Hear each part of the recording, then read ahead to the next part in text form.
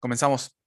Muy buenas tardes a todos los participantes. Les saludamos desde el Ministerio de Salud, desde la Dirección de Infosalud, de la Dirección General de Telesalud, Referencia y Urgencias. Bienvenidos al primer curso virtual Introducción a la Metodología de Encuestas, organizado por la Oficina de Cooperación Científica Internacional, el área de Telesalud del Instituto Nacional de Salud Mental, Honorio Delgado Hideyo Noguchi, del Ministerio de Salud.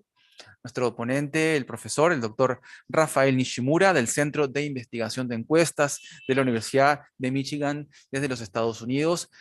Recordarles, tenemos una traducción en vivo, van a la parte inferior derecha, ponen interpretación, eligen el idioma español, ponen listo y automáticamente estarán escuchando en español. Les recordamos, en la parte del chat tienen el link de inscripción a este curso, estaremos enviándolo constantemente.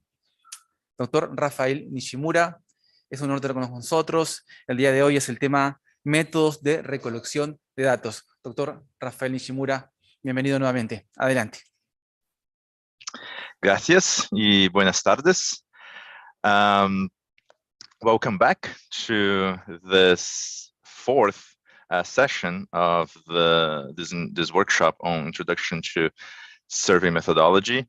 I added here on my front slide here, just in case also people would like to get in contact with me, not only my email, but also if you are on Twitter, you can follow me over there. Here's my Twitter handle.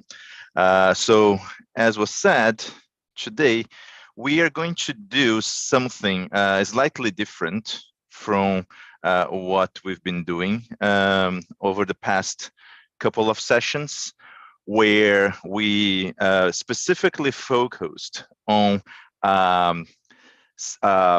survey error component, right? So last Friday, we talked about coverage error and sampling error. On Monday, we continued talking about sampling error, and then talked about non-response error. So today, I'm not going to talk about a specific error component. Instead, I'm going to talk about a feature of surveys that is very important, both in terms of its impact on survey errors. So this is going to have an impact on coverage, on potentially sampling, on non-response, and also on measurement error, which we still haven't talked about, and we're going to cover over the next couple of sessions. But I think this is a good point to talk about mode or method of data collection, which, as I said, is going to have a very important impact on the various sources of survey error, but also it has an important impact on survey costs, on how much it will cost to conduct a survey. So I'm going to start today talking about a definition of a mode of data collection. Then I'm going to discuss dimensions of data collection mode. Then going to talk about some aspects about, sorry, let me just change here. Some aspects about choice of mode. And then finally, some evaluations, some comparisons of modes of data collection. Okay. So let's continue here. Let me just pull, I forgot to open the chat. So let me just open the chat in case there are questions. And as before, as always, feel free to ask me any questions at any point on the chat. I'll be monitoring here the chat, or feel free also to raise your hand if you'd like to say anything. All right. So what is mode of data collection, or a data collection mode? It's essentially the operational method that you're going to use to collect the data, right? So that has different dimensions. That can be through a interviewer administered mode, where you're gonna have an interviewer conducting the data collection. It could be a self-administered mode, in which the respondent will be answering the survey questions on a questionnaire, on a self-administered questionnaire. It could be various types, and even within interviewer administered or self-administered surveys, you have different dimensions, like whether it's a method that is mainly oral, like a telephone survey, or it's a visual method, like a web survey or a paper and pencil questionnaire, right? What types of technologies you're using to collect the data, right? Are you using just like paper and pencil, like an interviewer with a paper questionnaire and like taking answers according to what the respondent provide on that paper questionnaire, or is it data being collected using some sort of computer, whether that is a tablet or a laptop, or if it's data collected over the phone, right? And even if it's over the phone, again, you can break it out into whether whether there is an interviewer conducting the survey, or is some sort of machine asking questions, right?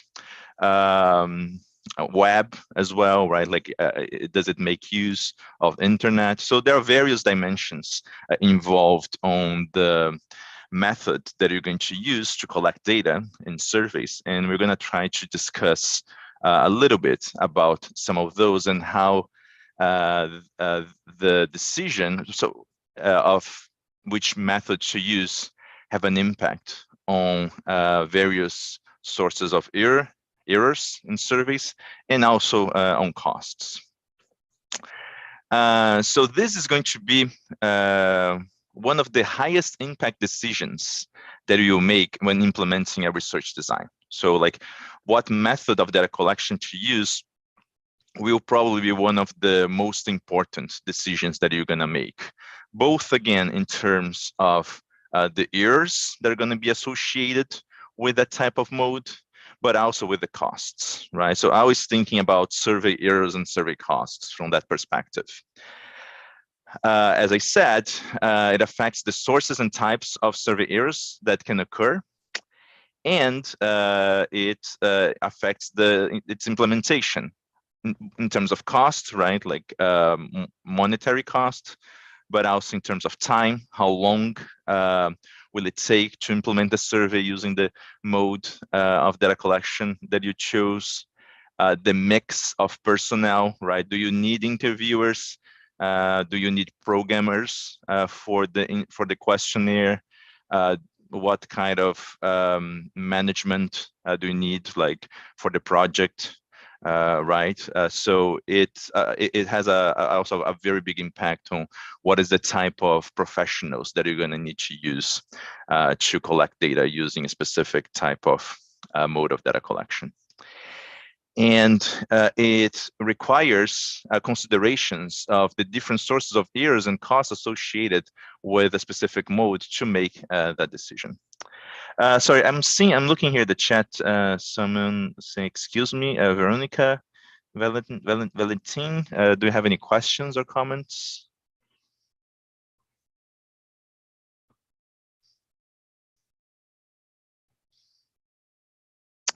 Well, I can't hear you. No, gracias. Pulsé por error. Gracias, disculpe. Okay. Okay, so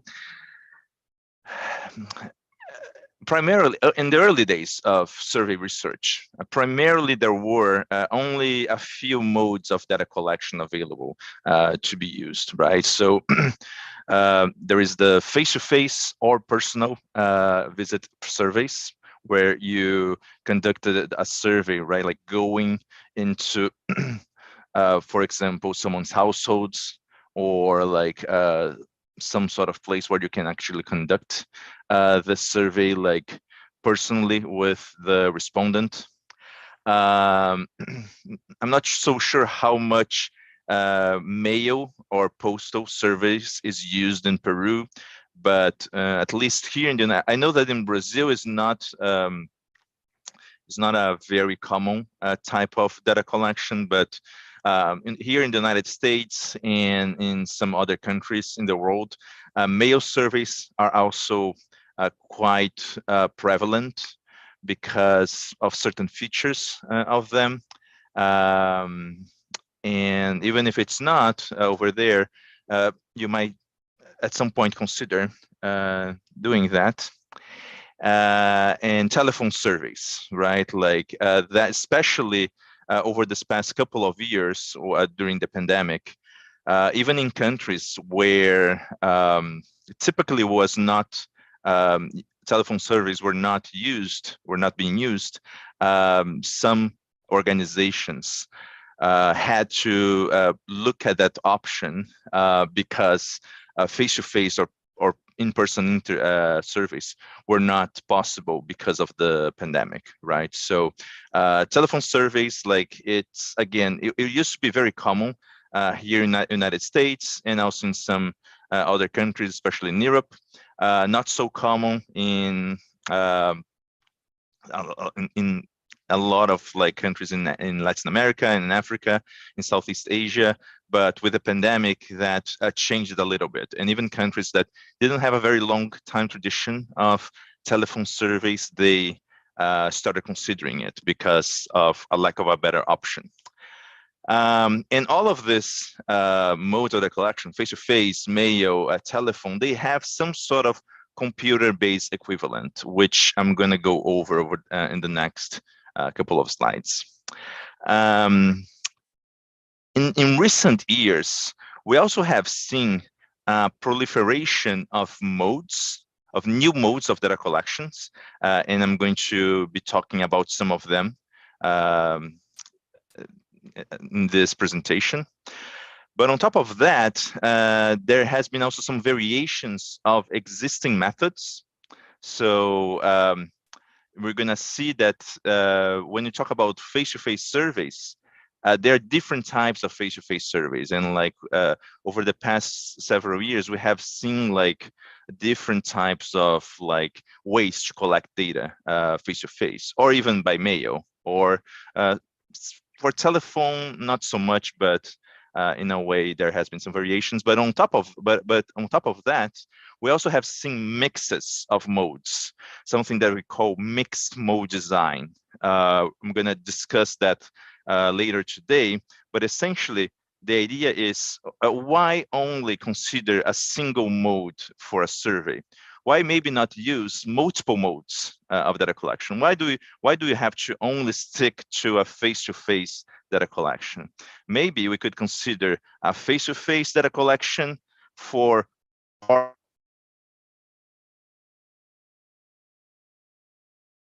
and then maybe around serving to face-to-face, or start with a mail survey. So that has almost like the third in countries. Modes. And this has implications for the ways we think about mode. I have a couple of questions here. Let me just try to address them. Okay, it's a question and a comment. First question, it's in Spanish, but I think I can, my portuñol is good enough to understand. ¿Cuál es el tamaño adecuado de viviendas a entrevistar en cada conglomerado? Good question. So if I understand here from your question, you're asking about what is the cluster size, how many households to interview or to select in each cluster, right? Like thinking again from the sampling error session on Monday, right, where we talked about cluster samples, right? Maybe the question here is how many households to select in each cluster, and I think I briefly touched about that on Monday. That depends on a couple of things. It depends. So there is no rule of thumb that I'll say, oh, the best number is always going to be 20 households or 10 households or 50 households, right? Like there is actually calculations that you can do to determine what is like an optimal number of households per cluster. As I said, like on Monday, that depends on the level of homogeneity among households within clusters, which is measured by something we call intra-cluster correlation, which is essentially like a correlation measure, but instead of being a correlation between two variables, right? Usually when we compute correlations, we compute the correlation of one variable with another. What's the correlation between height and weight, right? Usually is like a moderately strong correlation. We know that like the taller the person is, like the heavier they are, right? There's like a moderately high, strong correlation, positive correlation between height and weight. But the intra-cluster correlation is a different type of correlation. It's a number that is between -1 and 1, that's between 0 and 1, and the closest to 1 it indicates that the households within a cluster, they are very similar to each other. So if that intra-cluster correlation, that correlation measure is very high, usually we would prefer to select fewer number of households. If there isn't a lot of correlation between households within a cluster, it's fine to select more households per cluster so that you have some cost savings in the survey, right? But as you may imagine, this intra-cluster correlation measure, right? This correlation measure depends from variable to variable in your survey. So we also need to kind of like make that calculation for a set of key survey outcomes, a set of key study outcomes, so that like you can make that determination. So hopefully that was more or less clear, my answer, but essentially the answer to that question is it depends. It depends on like some things, like especially the homogeneity of elements of households within a cluster, but also depends, I didn't say, of the costs, survey costs, how much it costs to conduct surveys by cluster. What's the variable cost by cluster? What is also the cost of conducting an interview, or the variable cost of interview? And as I said, there are some formulas, some calculations that we can do to determine that number. So somebody else here saying that if they think this is not very common, mail surveys in Peru.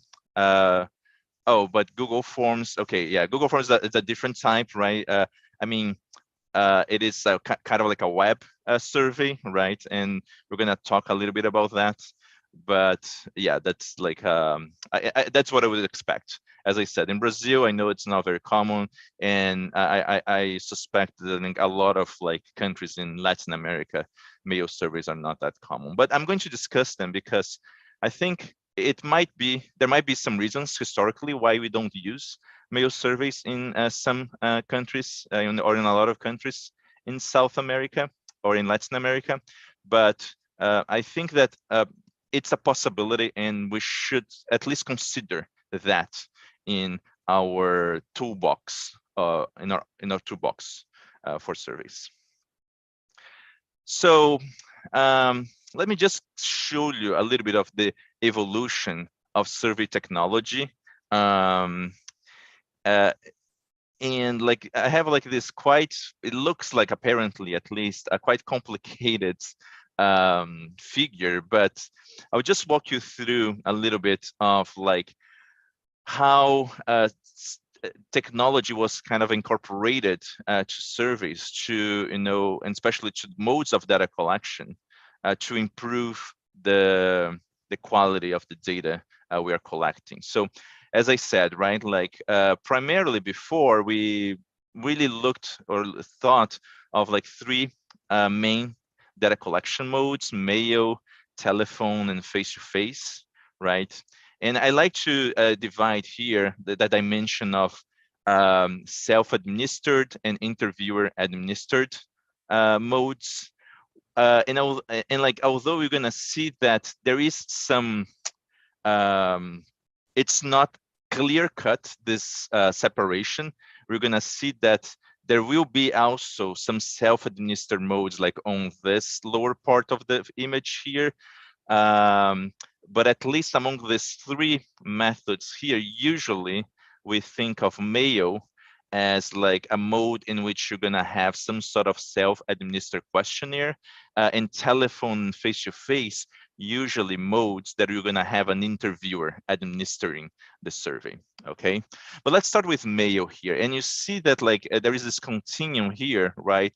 Where on this end is where, like, for example, we had like less technological survey data collection, like starting maybe even with paper and pencil. And then as we go through here, we're gonna start adding more technology, more the use of computers, okay?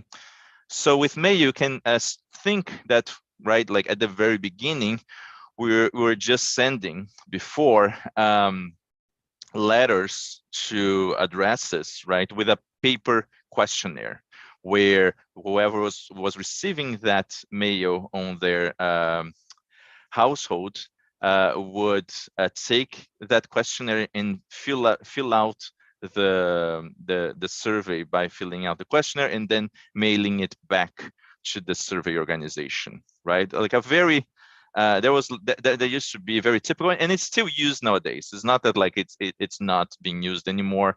Here in the US, for example, there's still a lot of like mail surveys that are still using paper and pencil questionnaires. But then you can think of like on mail that some technology of optical character recognition or intelligent character recognition for example, read survey, right? So the questionnaire itself usually is going to be a paper questionnaire where maybe the respondent is ticking or filling in some boxes according to their responses.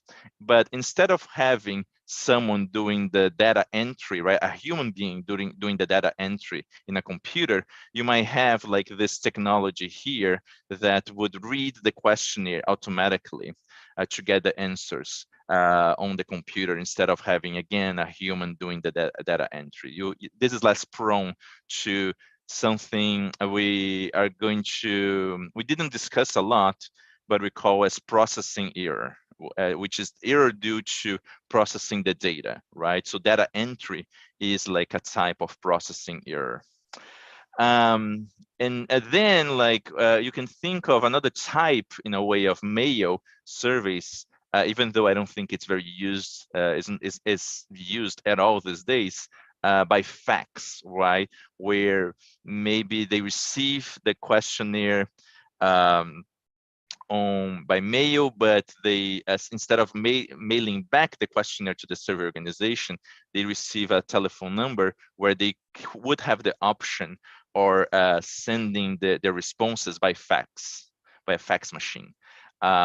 Or could be the other way around. They could, once they, if they receive an initial letter to in which they agree to that invites them to participate of a survey, a postcard, for example, and they answer the postcard saying that they are willing to participate, and they might receive the questionnaire by fax, right, if they have a fax machine. Again, I don't think this is done these days, but just to have an idea of like how things might have, how things progressed with technology. Also on Mayo, right?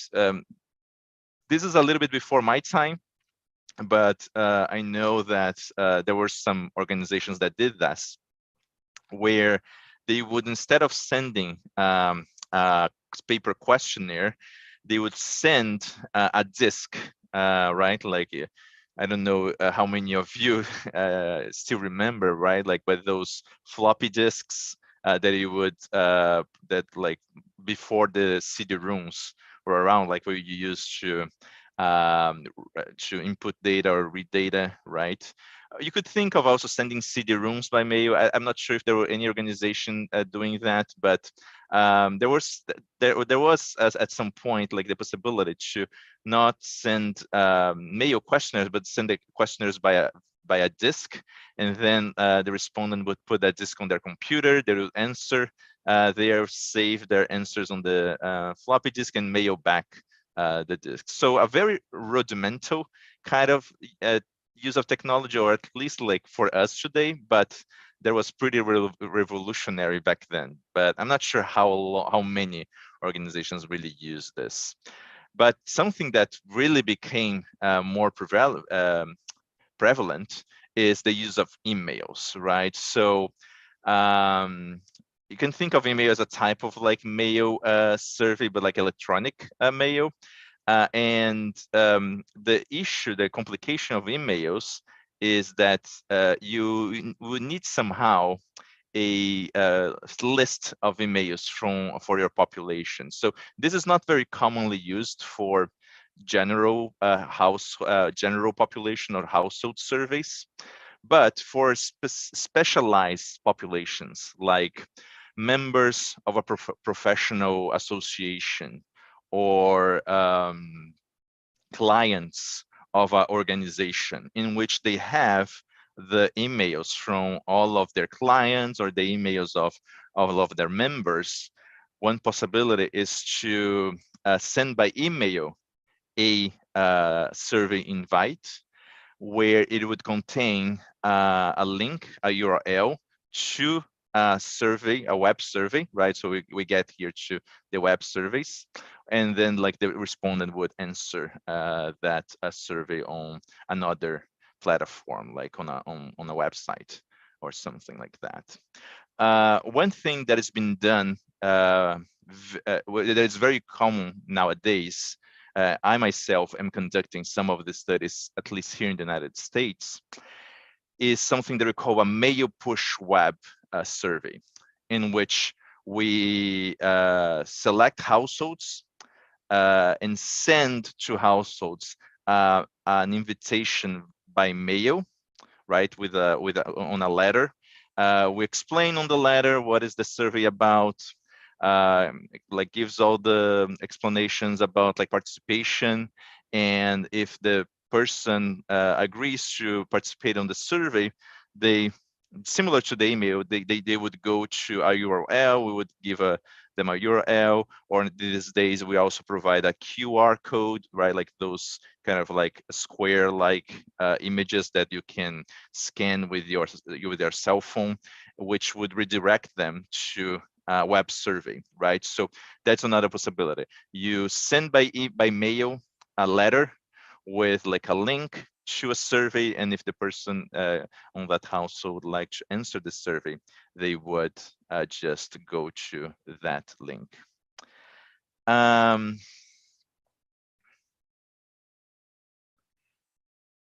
Let's see, I have here a question. In terms of multi-stage sampling, we have inside a dwelling multiple households, and our sample frame of clusters are based on number of dwellings. Should we add a new stage to my sample design to reach at the end of stage with cache table person, or wouldn't it be necessary? Okay, this is related again to sampling. Maybe I should start keeping those kind of sampling questions to answer at the end, since it's unrelated to what I'm talking here today. So why don't I'll answer this question later at the end of the session, okay? And any sampling questions that might come up, I'll answer at the end. I don't know if we are having any problems with the interpreters with the button, but there should be debe haber interpretación, a button on Zoom que puedes oír el traductor en español. You see, like, that's my portuñol at its worst. No, there is not. Huh. Sí, está todo bien. Está todo Okay. bien. Adelante, All right. por favor. Great, thank you.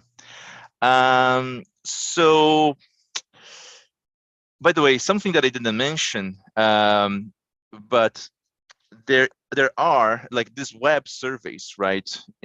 So we have self-administered questionnaires, like paper questionnaires, but these web surveys can also be considered as self-administered questionnaires, but those would be computer self-administered questionnaires. And on this whole realm of data collection modes, we really like to use certain acronyms, and you're going to see a lot of those acronyms here on the bottom side of the image. But sometimes you're going to see something called CSAQ, CSAQ, which stands for Computer Self-Administered Questionnaire, which, like a web survey, would be a type of computer self-administered questionnaire. We're going to see other types of like computer administered questionnaires or computer administered modes right in a second. Okay, now let's go to the bottom part here where we have telephone and face-to-face, right? So telephone surveys, right, like pretty straightforward in a way, or it started pretty straightforward where you would have maybe a sample of telephones somehow selected either through a telephone list or using some sort of random digit dialing procedure. But you would typically have interviewers on a call center calling those numbers. And then if there is a respondent who agrees to answer the survey, back in the day, the interviewer would have like a paper questionnaire, and they would fill out the paper questionnaire based on the answers that the respondent would give over the phone, right? Now with technology, right, with the use of computers, we started having a transition of, instead of having interviewers having paper questionnaires, they would answer the questionnaires according to the responses provided by the respondents over the phone on a computer. And that's like what we call, and again, an acronym here, right? What we call a CATI, or computer-assisted telephone interviewing, in which you have an interviewer conducting an interview over the phone, but they are using a computer, right, to get the questions like on the screen, like on the instrument. They're answering, right, like by clicking there on the questionnaire. And that has like some advantages. For example, you don't have to do any data entry, right? Like the interviewer is already inserting the answers directly to the computer. The computer system is able to do any sort of like inconsistency checks, like, so a lot of like data quality checks can be done through the instrument in the computer through this instruments. And also even like on the management of the calls, right? Like a lot of the times nowadays we have machines that can make the calls automatically instead of having an interviewer dialing the numbers. And then once somebody picks the phone, the machine can redirect that call to an interviewer that is available to make an interview, right? So like all this, there's an entire system behind computer-assisted telephone interviews that is not only the questionnaire being implemented on a computer program. It's also all the programs that are involved in managing the calling, managing the sample, managing the calls being directed to interviewers, the instrument itself. So there's a lot of things happening under the hood there to implement a survey these days. Okay, I'm going to talk about robotic data collection robots right in a second. Okay, so we started having technology that instead of having an interviewer actually asking the questions through the phone and the respondent answering the questions also through the phone, so that the interviewer could insert the answers on a computer program, right? Like by clicking, by checking boxes or typing open-ended answers. We started having like also technology that the respondent could give their answers by pressing buttons on their telephone, right? So like the touch tone data entry. And on those cases, right, like you could have maybe an interviewer asking the questions, but then the respondent pressing the buttons on their end. But more typically would be that there would be a machine. So again, like here's now like where like data collection, right, like in a way through robots nowadays, that I think that's what it would call, would happen, because you would have a machine, right? Like you would have some sort of recording asking the questions, and then the respondent dialing, right, some numbers in the phone according to the answer, because the machine would say, oh, did you drink any alcohol over the past 30 days? Dial 1 if yes, dial 2 if no, and then the respondent would dial 1 or 2, right? I'm sure that most of you are familiar with this kind of system for when you call like some sort of company and they have, right, like a automatic menu available when you start the call and you have to dial some numbers to get the information that you need, right? So that's the same sort of data collection here. And it's interesting because it doesn't involve any interviewers, right? So you kind of like cut from the equation here a potential source of error due to interviewers, right? That doesn't mean that it's not necessarily better, right? Like it can be better in the sense of avoiding data entry errors, right? Like interviewers, with interviewers, you still need them to enter the data on the questionnaire on the computer, right? By ticking boxes or typing answers from open-ended questions.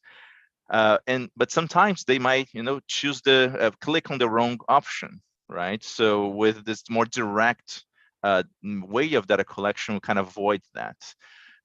You can also avoid errors of like having the interviewer misspeak, mispronounce, or doesn't quite, if they don't quite read exactly the wording of the question as is intended, right? Because now with the recording, it's always going to be asked exactly how it is recorded, right? You don't have that like a variance of how questions are being asked by interviewers, which can have an impact as well on the data collected, because depending on the tone of voice that the interviewer uses on how to ask a question, right? Like maybe the respondent understands the question differently, or like they feel more intimidated about answering the question in a way. I mentioned before about social desirability bias. Even though it is more likely to happen with in-person interviews, it could happen also over the phone, right? Like you might not want to disclose some sensitive information to another person, even if it is by phone, right? So this kind of like it reduces those errors, but at the same time, having an interviewer can be very helpful, right? Because interviewers may clarify certain questions to that the respondents have, whereas like with a machine, you don't have that option. Interviewers are good at trying to persuade people to answer the survey, Whereas with machines, like you can't really do a lot of that, right? So there is kind of like a trade-off, right, of like different sources of errors there. Non-response, right? Like with maybe interviewers are better at persuading people to respond. Even measurement, right? Like there is the social durability problem, there is a problem of data entry, but at the same time, interviewers can be there to clarify certain questions that the interviewers have. And then more recently, there is this interactive voice response, or IVR, which we also call telephone audio computer assisted self-interview, so ACASI. So you see that we really like our acronyms, right? So IVR stands for interactive voice interview, and ACASI stands for audio computer assisted self-interview, which is essentially what I was talking about, touch tone data entry, but with the that respondent, instead of having to dial their answer, they can give the answer by voice, and then the machine recognizes what's and enter the data automatically, right? Again, same kind of like pros and cons of touch tone data entry. So what do I think about this robotic data collection types, right? Like, as I said, I think there are pros and cons on those, right? You, for example, using them on mental health clinics or hospitals. So yeah, like I think that like you have to really balance, right? Like what balance the advantages and disadvantages, the trade-offs, right? And see what you might be better off for a specific type of problem. So on mental health surveys, I don't know, like for certain questions, right?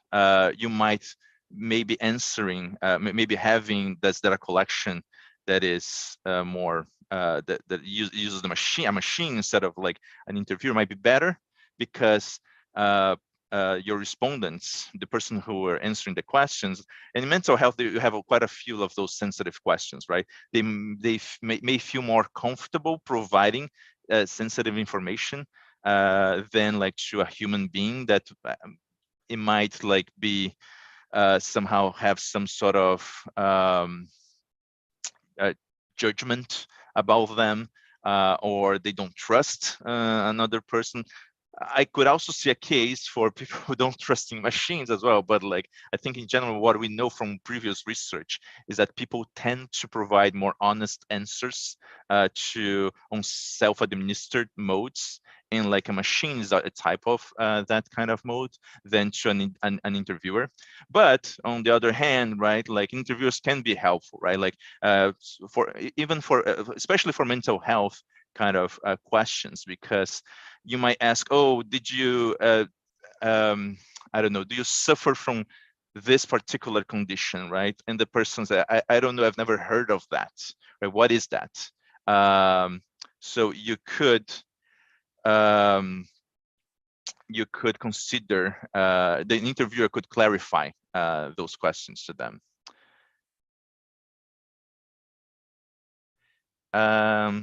Is anybody else not hearing me well? Is there a problem on my end?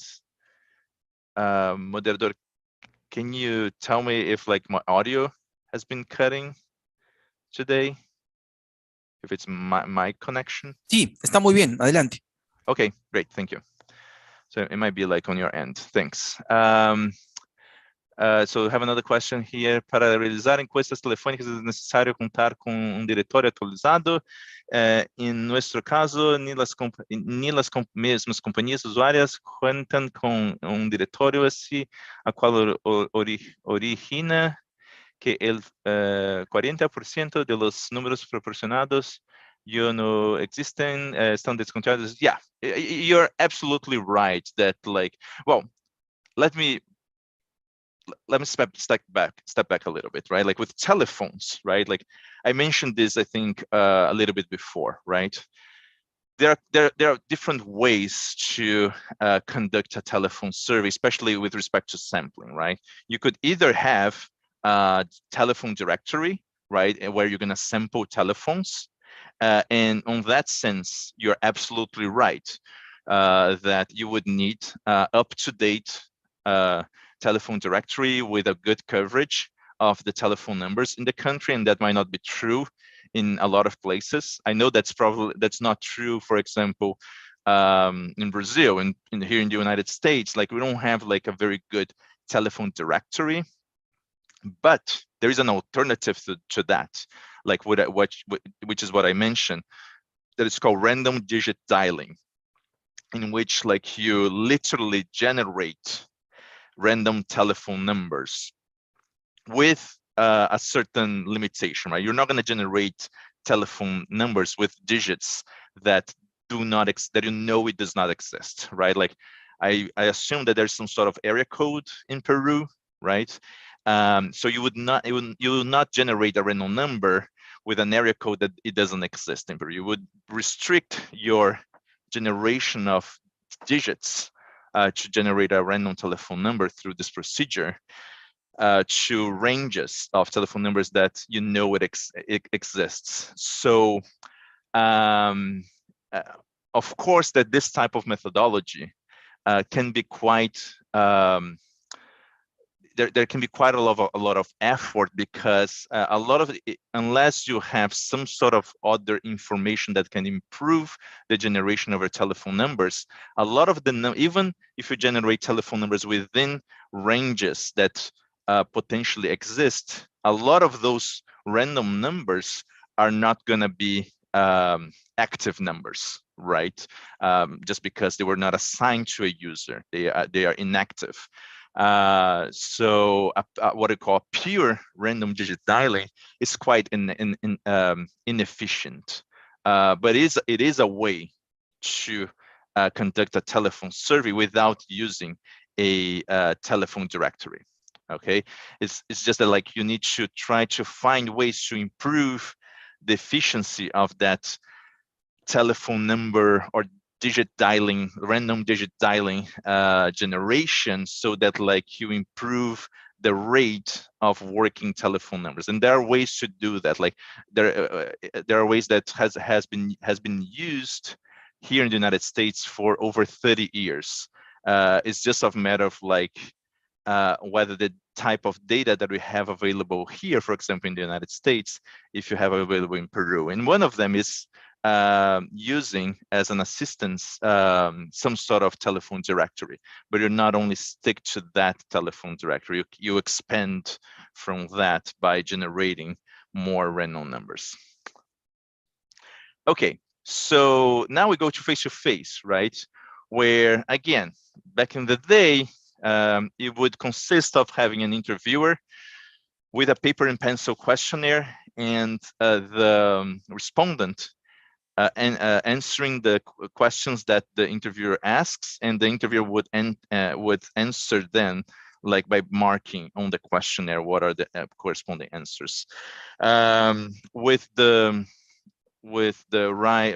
rise of computers, especially laptops and tablets, we started having CAPI data collection. CAPI stands for computer assisted personal interviews, right? So this would be essentially, right, data collection in which you have interviewers, but they are collecting data using a laptop or a tablet, sometimes even like a handheld device, right? Like even like a smartphone in some cases. And that has the same sort of advantages that the CADI data collection has, right? Because the data entry is done right there in the computer, so you don't have to have another group of people doing the data entry from a paper questionnaire to the computer. The answers are directly being entry in the computer by the interviewer during the interview. there are all sort of consistency checks that happens under the hood of the program. All something I didn't mention as well, skip patterns in a questionnaire, right? I think I mentioned that on Monday or Friday. Sometimes you have some questions that don't apply to certain elements in the population, right? I think my example was when asking about the number of pregnancies that the respondent has. You're not going to ask that question to a male respondent. You're only going to ask that for a female respondent. So you can skip all those battery of questions related to pregnancies for the male respondents. And so the computer program where your instrument is hosted can do all those skip patterns automatically for the interviewer, instead of the interviewer, like having to do them manually and having all sort of like potential problems during data collection. But on face-to-face data collection, you can also have a self-administered questionnaire, right? You can potentially also have an interviewer going to a household, and it's good to have interviewers on that sort of situation, because interviewers are persons, humans are good in persuading other people to do certain things, to answer a survey, right? So interviews can be very helpful, even if the interviewer goes there, somebody they persuade them, and like they are successful in having the person to cooperate in the survey. But then they could just like, okay, you're gonna answer the survey, great. Here's a paper questionnaire. Here's a questionnaire for you, and like then the respondents themselves answer the questions, right? Instead of having the interviewer asking the question. Why would you do that? Again, maybe you're asking some sensitive topics on the survey, and we know that those type of questions are better asked in a self-administered questionnaire than in an interviewer-administered questionnaire. So actually, that's one of the main reasons, right? And you can do that with a paper and pencil, but you can also do that with a computer, right? Like having a tablet and giving the tablet to the respondent. So that's like the idea of text CASI. It's text computer-assisted self-interview, right? So you could have the interviewer giving the tablet to the respondent so that they answer the question. And by the way, that doesn't have to be for the entire survey. We're going to see later that parts of the survey can be done via interviewer data collection, right? Like the interviewer asking questions. But then maybe in a certain part of the questionnaire where you're asking more sensitive questions, let's say questions about drug use, illegal drug use, or sexual behavior, something like that, you can like give, okay, so you can say, tell the interviewers at this part of the questionnaire, pass the tablet to the respondent, and then they answer the questions themselves. And they would answer by reading the question, for example, on the computer and just answering. That would be text computer-assisted self-interviewing. Or could be an audio computer-assisted self-interviewing, in which you would pass like a tablet or a laptop to the respondent, but then they would put some sort of a headset or headphone like I have here. The computer program would read the questions to them, and they could also read the questions as the computer reads them, and then they would answer the question there, right? Or you can even have like a video computer-assisted self-interviewing, in which like on the tablet, you would even have like some sort of video playing, like asking the question, and then they would answer the question there on the computer itself. Okay, so as you saw here, there are all sorts of computer-assisted interviewing, and we put all of those methods also in some sort of an umbrella that we call computer-assisted interviewing, or CAI, C-A-I. Okay, so that's pretty much like the evolution of survey data technology and how it has been incorporated in data collection mode. So now, what are the key differences between computer-assisted interviewing which usually is administered by an interviewer, and a computer self-administered questionnaires, right? So on CAI, or computer-assisted interviewing, so which involve like this bottom part here of this figure, as I said, it's usually an interviewer administered or interviewer delivered. So you usually have like an interviewer on the presence there, a trained person present, right? A training interviewer present usually. Usually the survey organization provides the equipment, right? So an interviewer or a trained professional goes to the household, and they provide like the tablet or the laptop for the respondent to answer the survey. And the instrument is standard for all interviewers. With computer self-administered questionnaires, as the name suggests, it is self-administered. So there's not even a presence of interviewers or assistants by interviewers when filling out the questionnaire. Usually the respondent owns the equipment. So this is true, for example, on web surveys, right? Where you provide a link to the respondent for them to go and answer the survey. So it's usually, the respondent usually answers on their own computer, laptop, or smartphone, right? Like it's not equipment that is provided by the survey organization. And because of that, you have less control. You, as the responsible for the survey, has less control over the delivery and appearance of the instrument, right? So if you have a web survey, right, maybe that survey will look different depending on the browser, the internet browser they are using, depending on the size of the computer screen. If they're answering on a smartphone, it might also have its own limitations, right? Nowadays, there's a lot of emphasis in making sure that the survey instruments are mobile. What's the word? There's a term for that.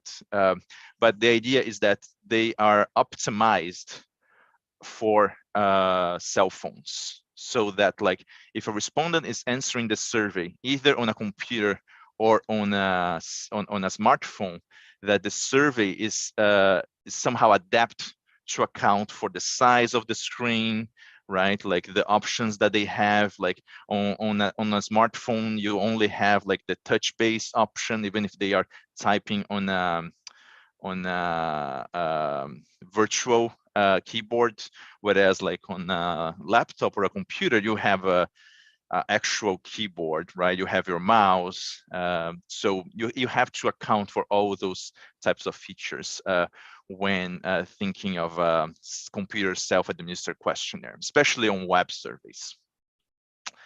The one common characteristic is that the instrument is controlled by the system, right? So in the sense of like the skip patterns of the questionnaire, internal checks, consistency checks is done by the system, right? So it doesn't depend on which equipment you're doing. Like it's all behind the programming of the questionnaire that like the instrument is being controlled.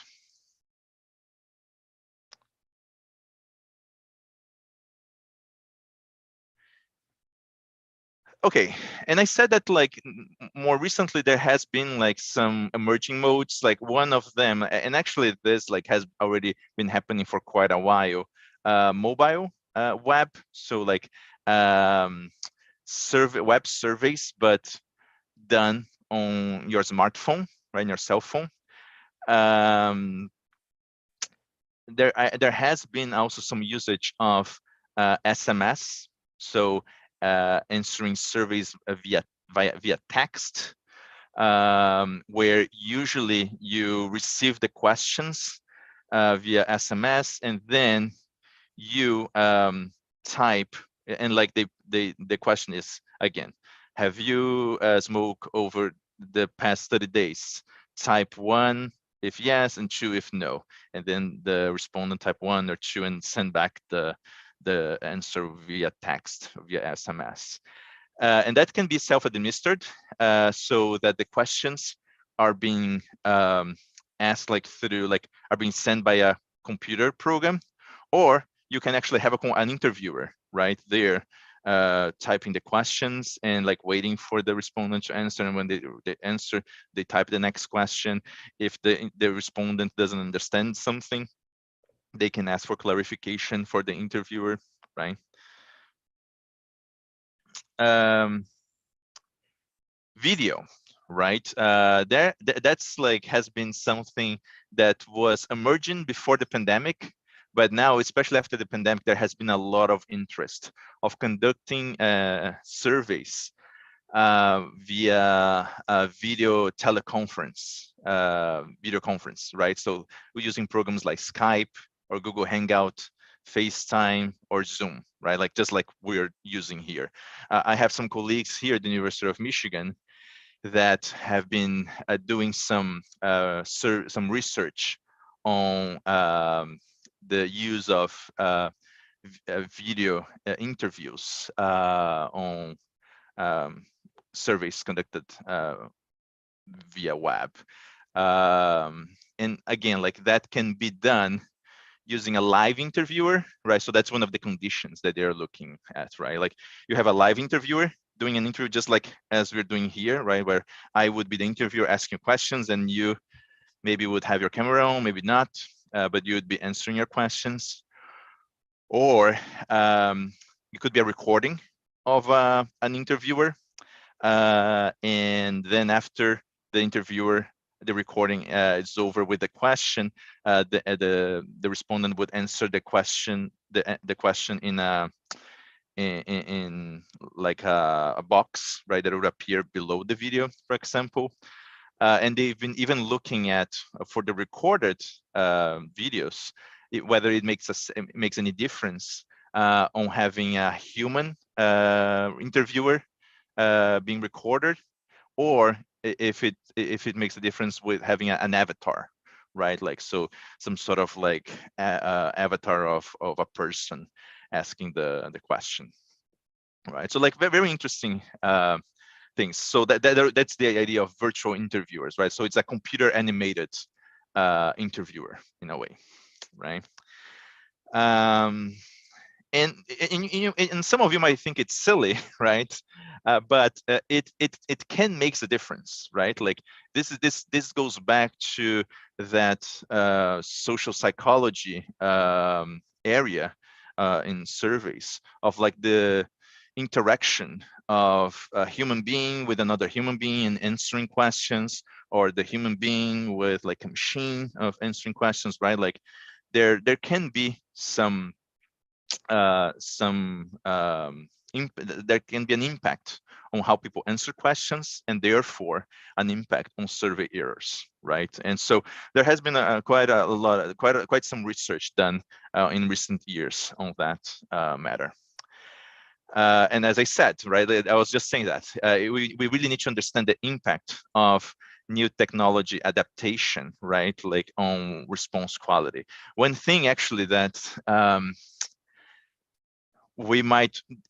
there might be some organizations already doing that. I'm not aware, but it's funny that I'm mentioning this right now, because my wife, who also works with surveys, was just telling me earlier today that she dreamt about conducting a survey on the metaverse, right? So now that companies like Facebook have been investing on this whole metaverse, you can think at some point in the future, organizations might be doing interviews on this metaverse, right? So, and we would have to also understand the impact of this new technology on the quality of the data being collected and the responses. And there are other types of modes of data collection that it's not only through surveys, but it could be also administered in surveys, right? So there are diary surveys or time diary surveys in which, and usually these are like self-administered surveys in which you ask for the respondents to complete like some sort of semi-structured kind of questionnaire where they would kind of like essentially, it's almost like they're telling what they're doing kind of throughout the day at certain times of the day with respect to certain certain dimensions on their lives. So for example, there are time diary surveys that are interested in how much people exercise. So they would ask for respondents to log in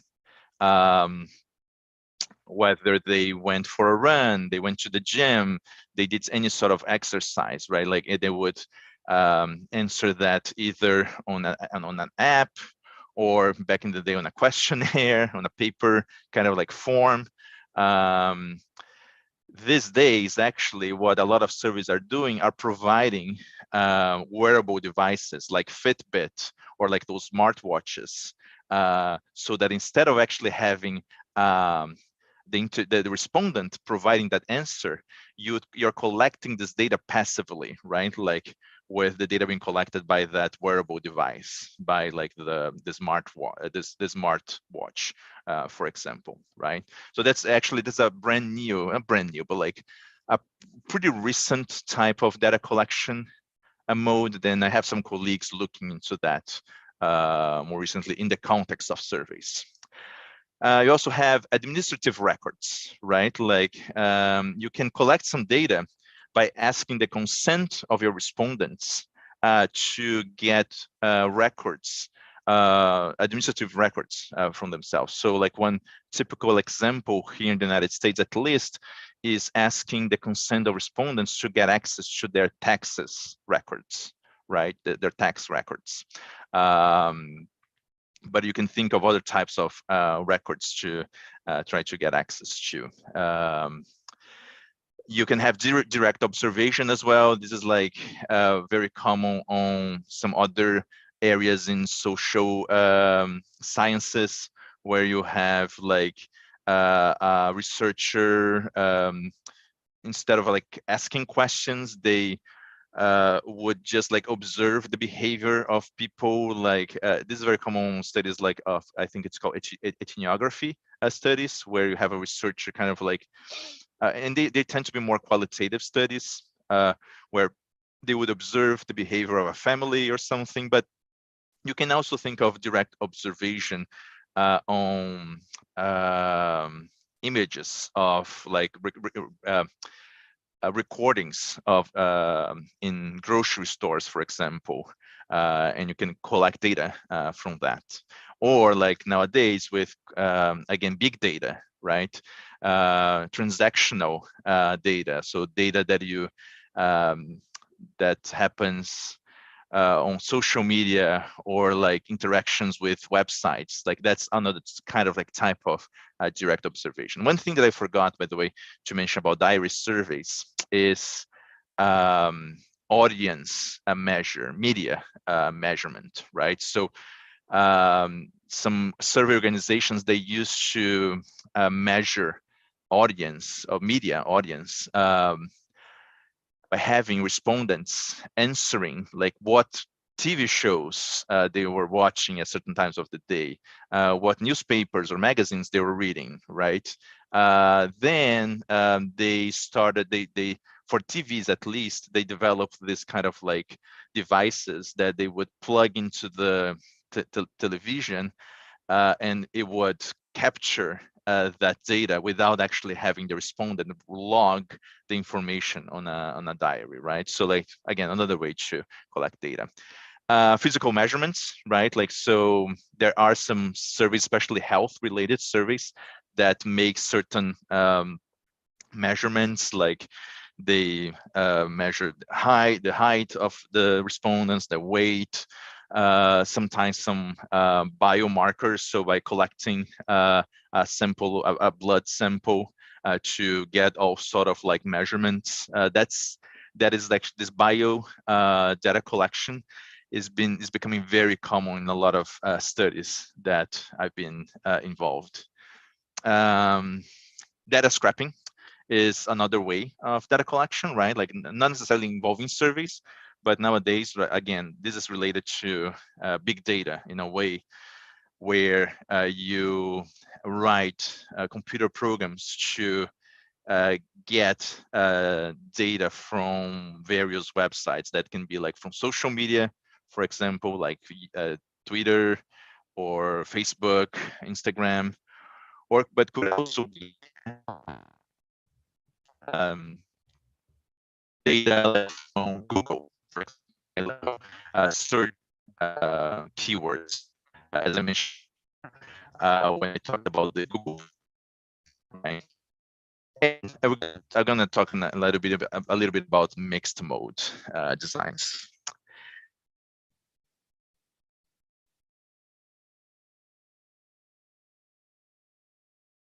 Part of the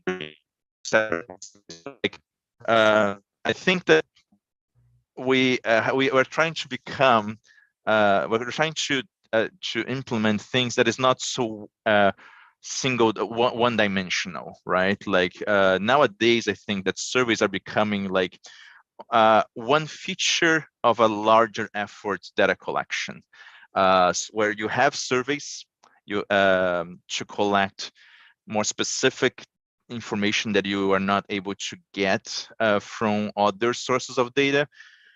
And that's, to be honest, a very expensive type of data collection, right? Because you need to design the data collection, you need to involve a lot of the times a lot of people, a lot of professionals into the data collection.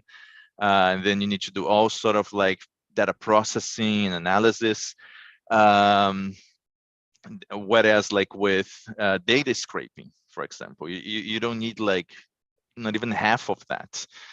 You just need like a good team of programmers to write code, computer code to scrape data from the internet, and then the programs are gonna do all the data collection for you. But you can't, like, you're limited to the data that is available there, right? Whereas with surveys, you can ask almost like anything, right?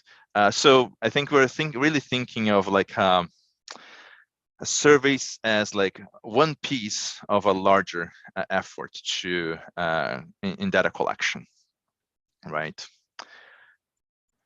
So dimensions now of data collection modes in surveys. So we have the degree of an interviewer involvement, right? So of course we have interviewer administered surveys or self-administered surveys with an interviewer present, or we have self-administered surveys with no interviewers present. And sometimes you ask, like, why do you have this interviewer present, self-administered here? And I think I mentioned, right? Interviewers can be really good persuading people to answer surveys, but once they agree to participate, you might not need them anymore, and you can like maybe do the data collection self-administered, or you can like do parts of the data collection self-administered. And sometimes it's good to have an interviewer involved, because interviewers can also clarify questions respondents might have.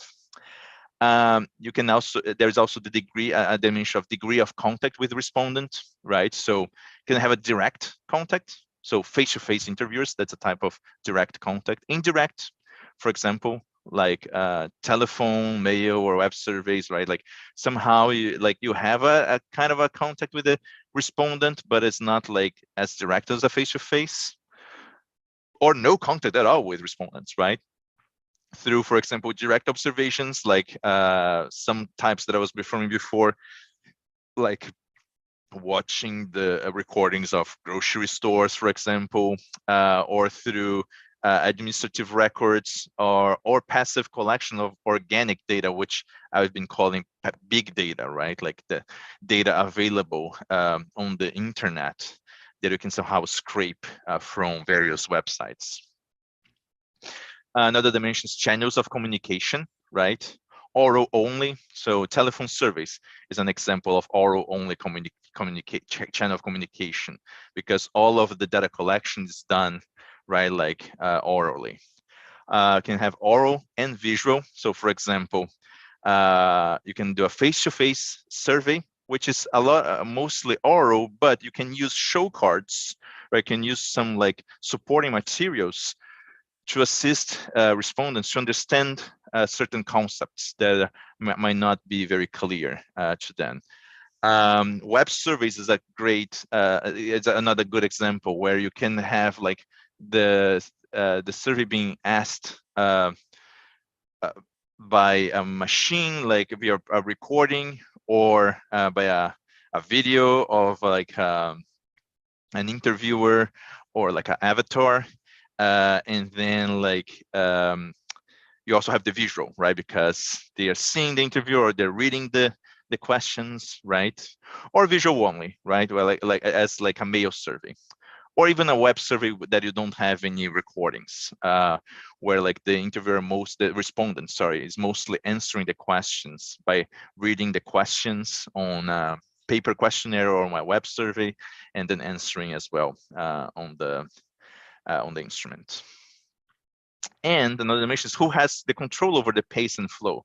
Is the interviewer, for example, that like set the pace and flow of the interview, right? And that's very common on interviewer-administered questionnaires. Or is the respondent, right? Like that on self-administered questionnaires that they set like how they want to answer the survey. So they can answer the survey in a single sitting, right? Like take like them 30 minutes to answer the survey, like they go as quick as they want.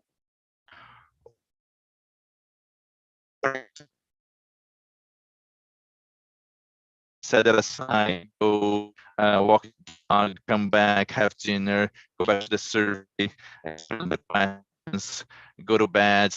Next day they wake up, okay, let me finish the survey, so send it back, right? So you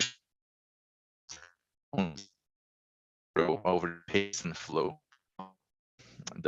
Well, the flow, I guess, not so much, right? The flow is more in the sense of like to which questions you answer. That's true for paper questionnaires. On web surveys, for example, the system kind of like have more control over the flow. Like the system can say what is the next question that the respondent is going to answer. The system can also determine whether the respondent can go back to a question to change their answer or not.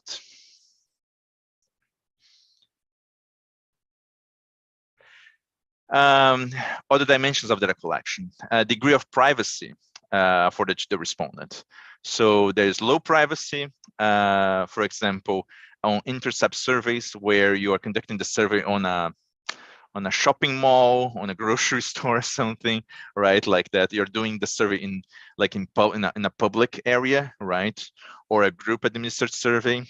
I'm not actually very familiar with this type of surveys, but I'm sure that like there are types of surveys in which like in a household survey, I guess, right? Like where you might be asking questions not only to a single respondent, but like to multiple members of the household, like at the same time. Medium privacy, so in-home interviewer administered survey. You can think that there is some privacy, right? Especially if you are if you are answering the survey like the doorstep or even inside the house. But maybe if you're asking a question to one specific person in the household, it might not be completely private because there might be other people in the household there that might be overhearing, and maybe it might not make that setting as private as the respondent might want. And then you can have high privacy, right? Like with self-administered questionnaires or computerized questionnaires where like all the answers that the respondent is providing, like it's like being given like on this self-administered instrument where it's up to them to, like control who like can see their answers, at least on their environment, right? Of course, that like once they answer, it will be up to them. An example of medium privacy might be a census.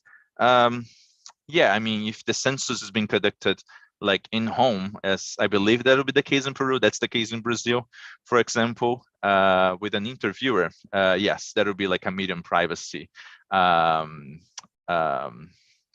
of survey. But privacy here, by the way, I should mention, is like on the sense of like on the context of like of the interview itself. Of course, that like we guarantee to all the respondents that all the information that they provide is confidential, and it's not going to be shared like that they are the ones who provided the answers. It's completely anonymous and like confidential.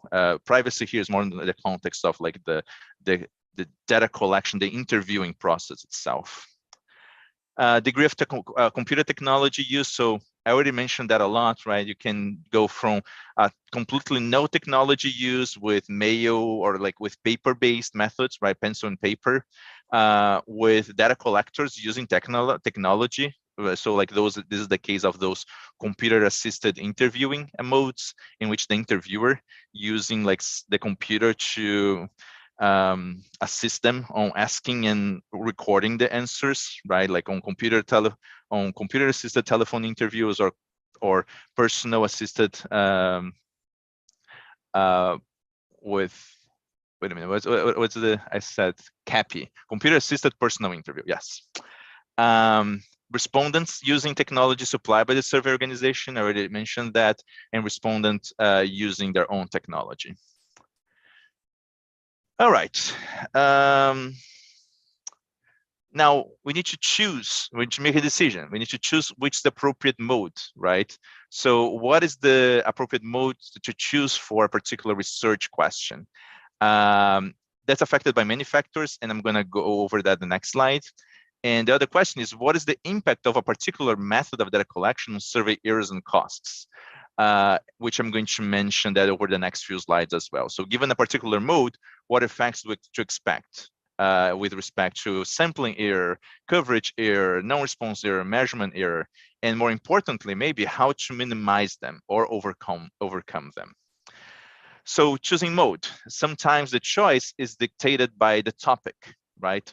What mode is needed for a survey on literacy, right? Like if it's a survey about literacy, you probably don't want to do a self-administered questionnaire because those who are illiterate might not be able to answer the survey if it's self-administered. What mode is needed for a survey on technology adoption? So you most likely don't want to do a web survey there because people who are not very technology savvy, they might not be able to, or they might not want to answer your survey. And like, that's the topic of the survey itself. Sometimes the choice is different by frame, right? If the frame available is a list of addresses, what modes can be used, right? So you might not be able to do a telephone survey if your frame is an address frame, right? But if you have a frame, a list of telephone numbers, you might not be able to do an in-person data collection because you might not know exactly what are the addresses associated to those telephone numbers. And sometimes the decision is driven by cost, timeliness, resources, things like that. So you have a small budget and a short timeline. Which mode should you choose, right? Maybe a web survey might be a good mode for a small budget and like a short timeline. But you also need to understand the consequences, right? Like of choosing something like that. What are design decisions dictating the mode choice? So there's the population of inference, right? Like if I want to represent a general population in a country like the United States, what mode should I use, right? So in Peru, if I want to have a general population survey in Peru, what mode should I consider? So for example, would it make sense to consider a a web survey, if I don't know what's the internet penetration in Peru, but if the internet penetration in Peru, for example, is something like in Brazil, which is, I believe about 80%, right? Does it make sense if your population of interest is the entire general population in Peru, right? Like you would not be able to cover 20% of the population that don't have internet access with a web survey. And on top of that, is the population that doesn't have internet access very different from those who do with respect to what you are studying? If they are, it might not make sense to do a web survey. Availability and availability of and information on the sampling frame, that's going to be related to sampling. Content and length of the questionnaire, right? Like, so depending on the content again, and also on the length of the questionnaire, you might prefer one mode over the other. If it's like a long survey, you might prefer to do a face-to-face interview, because respondents tend to be more engaged on the interview when you actually have another human being in front of them, right, interacting with them, than, for example, on a self-administered questionnaire that like they would have to spend like an hour answering like this, questionnaire by themselves without having anyone, to give some sort of, incentive or like provided some sort of engagement, such as an interviewer would provide. By phone as well, like typically on phone surveys, you don't want to be much longer than 15 or 20 minutes, right? Because we know that like answering like over the phone, like it's not also like a super fun activity, like for much longer than, again, 15 or 20 minutes. Interest of the sample in the topic of the survey, right? So is this is it a topic that it engages your respondents or not, right? If it is, maybe you could think of like a mode that doesn't necessarily need an interviewer, because your respondents will be engaged on that survey just because of the topic. If it is a topic that is not like very interesting for your respondents, you might need an interviewer that like might make them a little bit more engaged with the survey. Desired speed of completion, right? So what's the timeline that you have for the project, right? Is it like, do you need to collect data within like a week, 2 weeks, a month? Maybe an in-person survey might not be feasible, because usually in-person survey takes a little bit takes longer times of data collection than something like a telephone or a web survey. Costs, another important feature, of course, right? Depending on your budget available, and resources, including interviewers, infrastructure, etc. So now, what are the effects of the mode on survey errors, right? So there is not like the one best mode for all situations, for all types of surveys. You're going to have to make some decisions on which data collection method to use based on trade-offs between survey errors, survey costs, and other resources.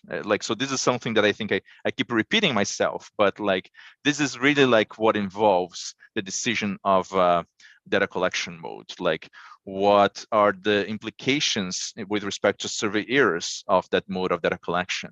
What are the cost implications, right? And you need to find like a nice balance between the two. The choice of method can be evaluated with respect to each one of the sources of errors that we've been talking: coverage error, sampling error, non-response error, and then measurement error, which you're going to address on Friday and Monday. Plus, of course, cost and resources. So let me briefly talk about the impact of mode choice on the various types of errors, right? So on coverage error, we know that mode and the sampling frame choice, they are tightly linked one to another. And therefore, the mode choice and the coverage of the target population is very associated. And why would I say that mode and sampling frame are often linked? Well, in order to do to conduct a telephone survey, you need a sampling frame with respect of telephone numbers. In order to conduct an in-person, face-to-face survey, you need some sort of like area frame or a frame of households or addresses, right? And as we discussed on last Friday, when considering coverage error, you need to consider two components, right? The coverage rate or the under coverage rate of your frame, and the differences between the covered and uncovered population, given the sampling frame for mode choice. So as I said, like a telephone, right? Like you can use as a frame as a phone directory, or use a procedure like a random digit dialing. But you also need to consider here on the coverage considerations for this type of mode telephone, what is the proportion of the population that has telephone access? And what's the difference between those who have a telephone and those who don't have a telephone access? Face-to-face, usually you're gonna need to use some sort of area frame so that you can select geographical areas, right? Like from your country or state or province, whatever unit you're talking about. And usually with respect to coverage, face-to-face, if you're using an area frame, tends to be kind of like one of the best modes of data collection, because with an area frame, in theory, you essentially have like almost a 100% coverage, apart from some small issues in using an area frame. And mail or web survey, right? Like which sampling frame you're going to use for a web survey, for example, right? And what is the coverage properties of that frame? So say that like for mail or web, you're going to use a list of addresses, right? What's the coverage properties of that list of addresses? Does it cover all the addresses in Peru, for example? Does that list even exist? Probably not, but like if it did, does it cover every address, every household? And if it doesn't, what are the differences between those households that are covered by that list of addresses and those that are not?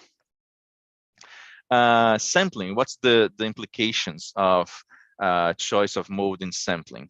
As you know, if you want to use certification, as we talked on Monday, you're gonna need some variables in the sampling frame for every element in the population or in the sampling frame to create the strata.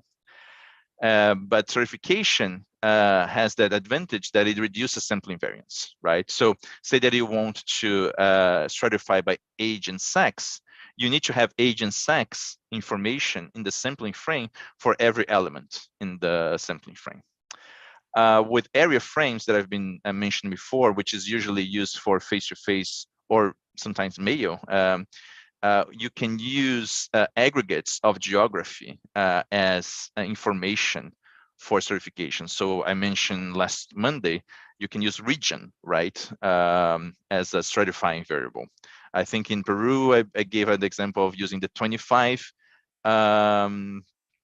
regions in Peru. I forgot the name of the region, but departamentos, I believe. And with telephone surveys, right? Unfortunately, a lot of telephone frames are very unknown for having very little information available for certification. Clustering, right? We know that clustering, as I mentioned on Monday, reduce costs, but increase sampling variance. With telephone surveys, you don't actually need clustering, right? Because on centralized telephone numbers, you don't have any cost savings by selecting clusters of households. So you don't need to worry about clustering usually with telephone service than what you need with face-to-face, where you do need those cost savings, right? No response. Sorry, I have a comment here about interviewers. It's fundamental to train them. Yeah. Okay. So with modes vary in their response rate. So we know from previous research that certain modes tends to get higher response rates than others.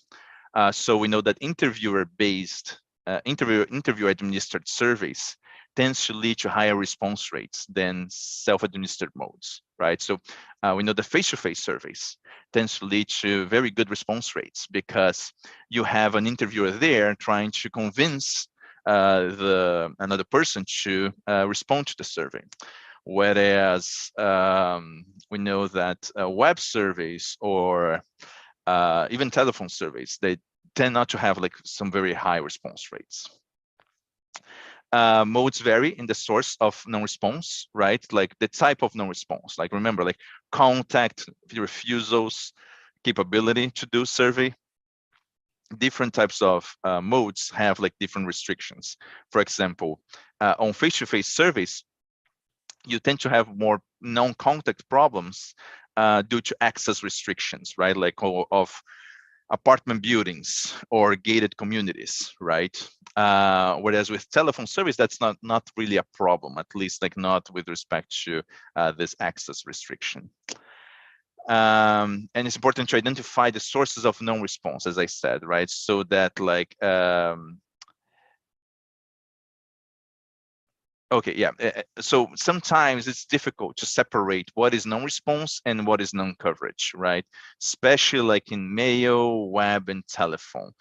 For example, how do you know whether someone didn't answer the phone because they somehow were able to tell by the caller ID that that's a number that they don't know, and that's like non-response compared to a coverage problem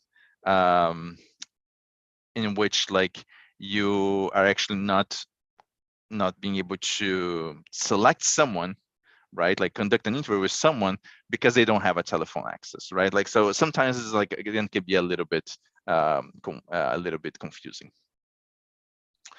So let me just briefly talk about mode and non-contact, right? So with telephones, we have the issue of calls going to answering machines or voicemails, right, with cell phones. So usually it's a good practice to try to leave a message on answering machines, but to let the respondent know that they've been selected to a survey and like we're trying to reach out to them. But sometimes that's not done for various reasons. And that's another issue we have, and that's another type of gatekeeping in a way, like it's screening calls, right? Like, as I said, maybe nowadays in which like smartphones identify the number, a lot of people don't answer the calls from numbers that they don't recognize, right? And we also have do not call registry lists where like people specifically tell that they don't want to be called by certain types of organizations. This is more common for what's it called, marketing companies. Like people don't want to be contacted by marketing companies. But depending on the country, survey organizations may fall as well under this do not call lists.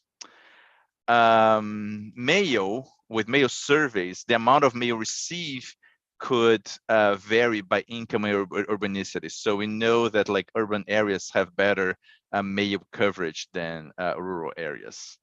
You also need to account for the person responsible for opening the mail, right? Like, if you're trying to like select someone specifically in the household, you need to like keep in mind that maybe the person who needs to answer the survey is not the same person that is opening the mail in the household.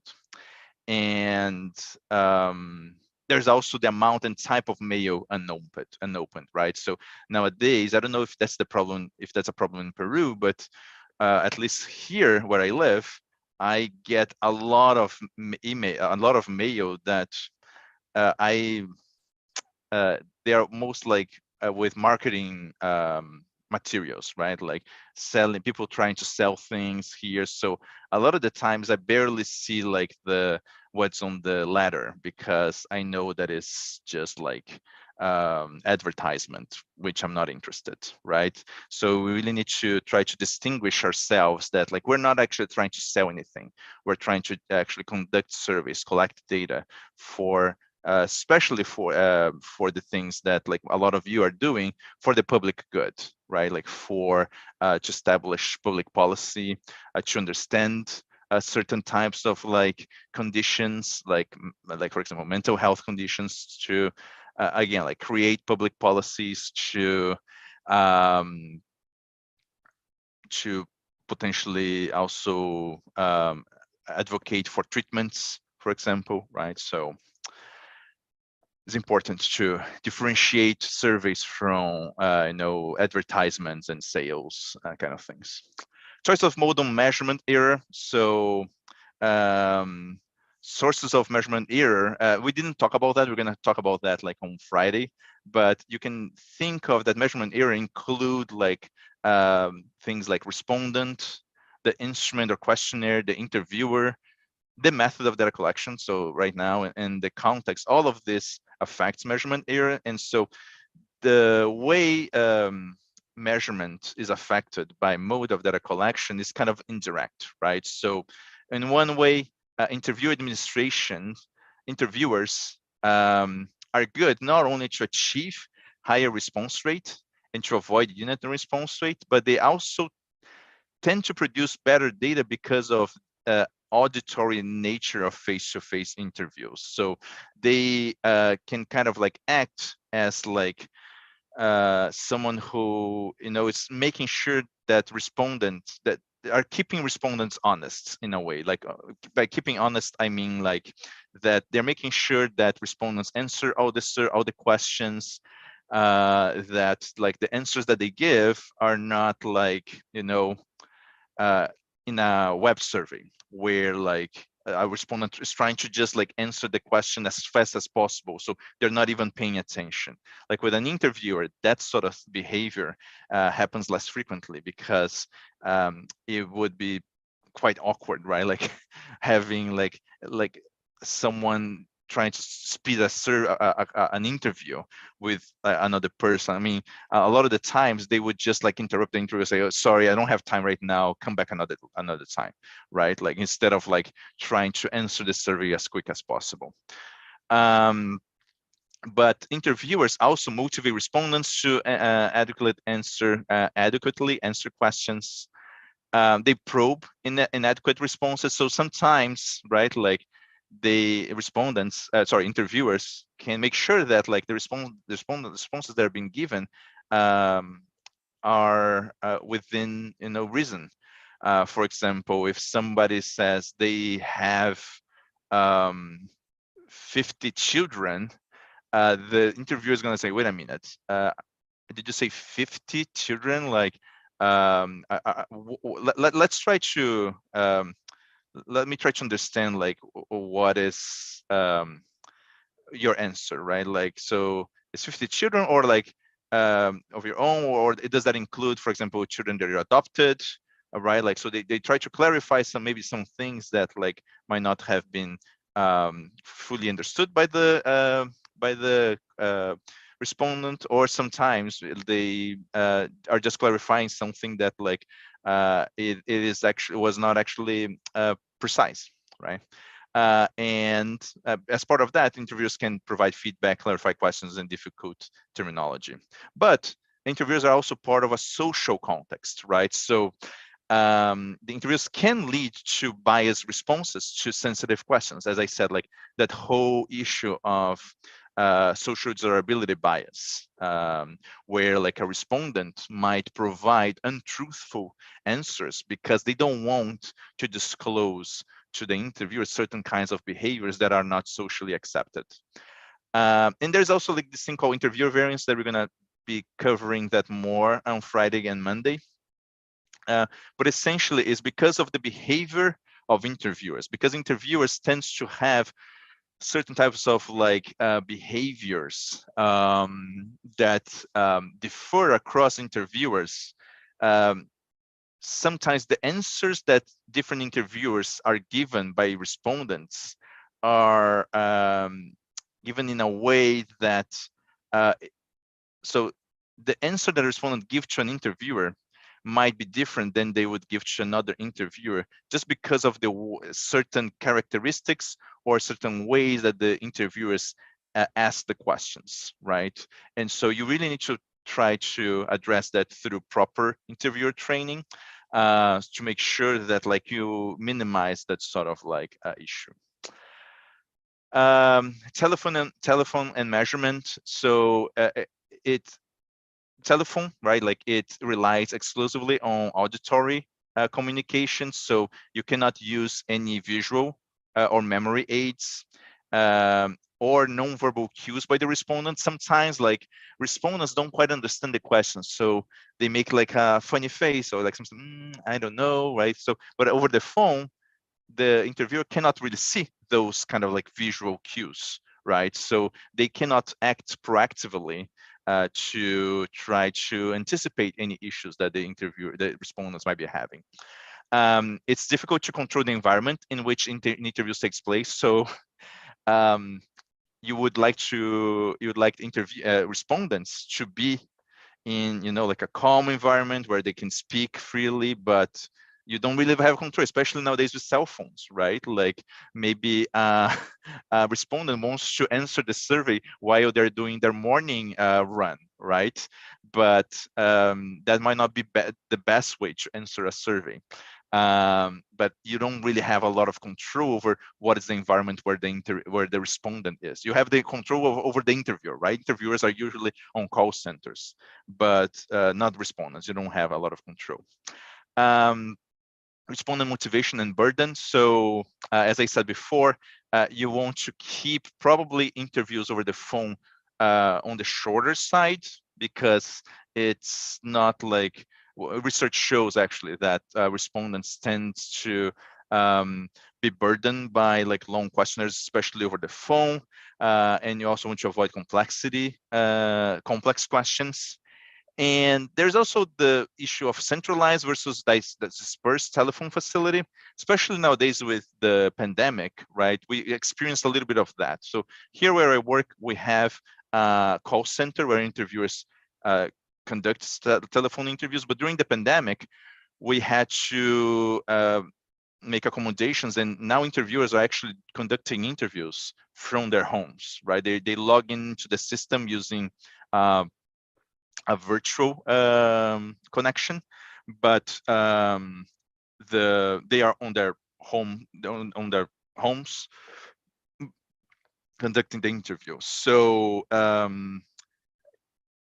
usually it's good to have interviews on a telephone facility, on a call center, because you have better control of certain behaviors of interviewers, and you can adjust and give feedback to the interviewers. You have greater control and supervision. And the training is also cheaper. But again, as I said, nowadays with the current pandemic, we had to move interviewers out of the telephone centers, although we are now about to come back with that.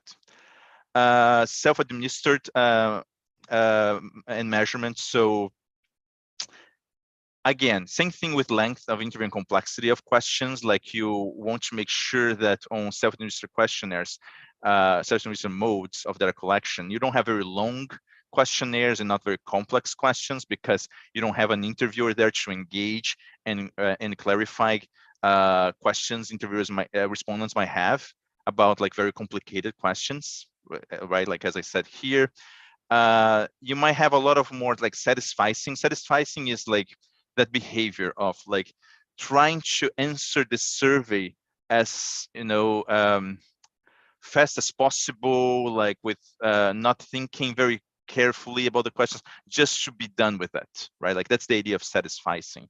And so that tends to happen more with self-administered questionnaires. You tend to have more item missing data with self-administered questionnaires, but on the other hand, you have less social desirability bias. We know that from previous research.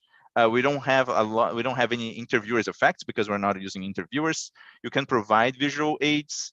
you have less question order effect. So we also know that depending on the order that we ask questions, that respondents might answer questions differently, right? But with self-administered questionnaires, that tends to be a smaller issue. And respondents have control over timing, privacy, and they can consult records.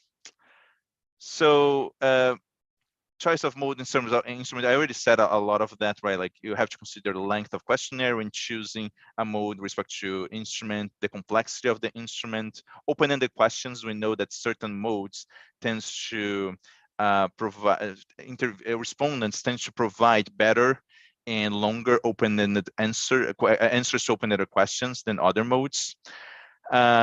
Question form and response alternatives, you need to think as well about that when choosing a mode. Skip patterns and branching and instructions is a very important thing to consider when thinking about modes, especially like the self-administered questionnaires and the interviewer-administered questionnaires. So if you have a questionnaire that has a lot of skip patterns, a lot of branching, it requires a lot of instructions, that's better to be done by an interviewer than with a self-administered questionnaire.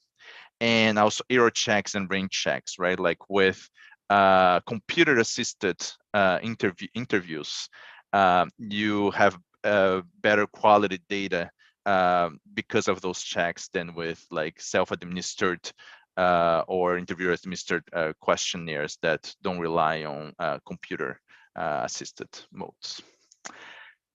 And finally, mode costs, right? So when talking about costs, you need to think about fixed costs and variable costs. So fixed costs are things that are independent of the sample size.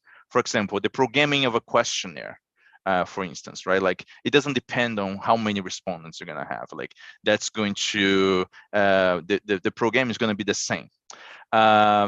But with variable costs, right, you need to account for that. Like it's going to depend on your sample size. For example, mailing a cost, printing cost, right, number of interviewers. That's actually kind of like a variable cost, because the larger the sample size, probably the more interviewers you're going to need, right?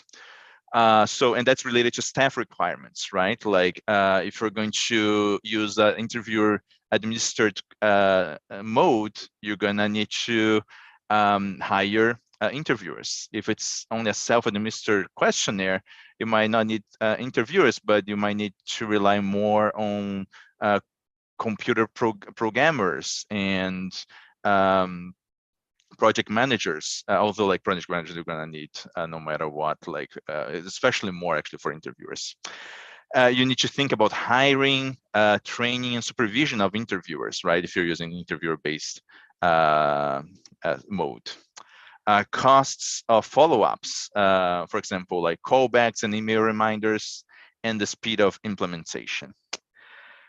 Okay, so I think this is a good stopping point. I had a few more slides, but as I said, like these are mostly now about relative evaluation of the main modes of data collection, right? So like face-to-face, telephone, mail, and web, with respect to the things that we already discussed. So as you can see here, right, like each different mode of data collection have its strengths and weaknesses, right, with respect to survey errors and also cost. And with cost, I'll put here both time and monetary cost. So it's really like for your project, what it makes more sense, and what for your survey, what makes more sense, and like what's the mode that, you know, like will find the best balance between costs and the various sources of error. Okay, so I know that like there's another training coming up now at 4, so I'm gonna stop here. As always, feel free to send me any questions or comments about this presentation. I am gonna put here again, once again, my email information. And on Friday, as I said, we're gonna start talking about about questionnaire design and survey questions evaluation, and maybe a little bit of interview and measurement errors if we have time on Monday. Okay, I'm not going to open for questions today because again, like it's almost 4 o'clock, and I know there's another training coming up at 4. And I'll promise to answer the question about multi-stage sampling that I didn't answer with the cache table on Friday. All right. Thank you very much, and hope to see you on Friday. Muchísimas gracias. Felicitaciones, doctor Rafael Nishimura, de la Universidad de Michigan, por esta excelente exposición. Entonces nos vemos en la próxima clase. Gracias a todos los participantes. Por favor, llenar entonces el link de inscripción. Recordarles, en el canal oficial del Instituto Nacional de Salud Mental estarán colgadas estas telecapacitaciones. Un gran saludo para todos. Muchísimas gracias. Doctor Nishimura, muy amable. Hasta la próxima. Muchísimas gracias. Cuídense mucho. Buenas tardes. Gracias. Hasta luego. Gracias, doctor. Excelente.